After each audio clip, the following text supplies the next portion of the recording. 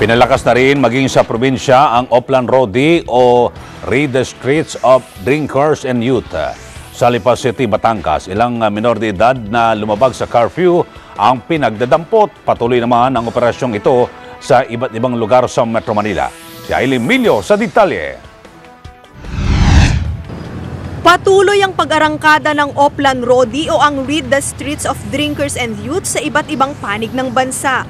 Ang Oplan Rodi ay ibinatay sa mga ipinatupad na ordinansa ni President-elect Rodrigo Duterte sa Davao City. Kabilang narito ang curfew sa mga menor de edad mula alas 10 ng gabi hanggang alas 4 ng madaling araw, liquor ban at ang no smoking policy.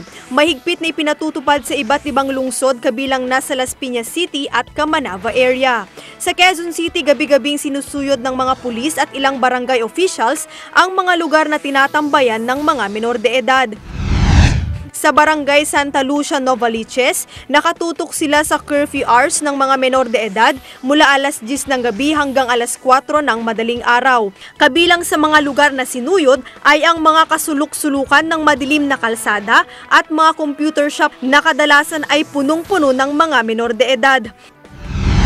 Sa Lipas City, Batangas, matagumpay na isinagawa ang unang araw ng muling pagpapatupad ng curfew sa mga menor de edad.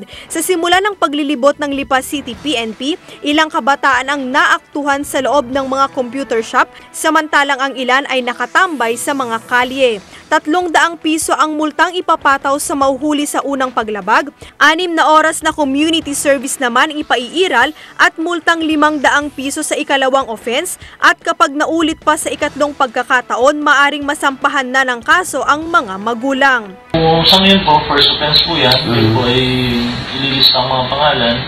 Then itatawag po yan sa mga punong barangay. Base po dun sa nakasaad sa City Ordinance. At yung barangay na po ang magdadala sa mga bata dun sa mga magulang. Ayon sa pulisya, naging madali ang ginawa nilang kampanya dahil na rin sa pagtalima ng mga pamilya sa bawat barangay at hindi nila sila hihinto sa kampanyang ito, lalo na't isa ito sa prioridad ng bagong uupong Pangulo. Para sa Eagle News, Aileen Milio, I'm 1 with 25.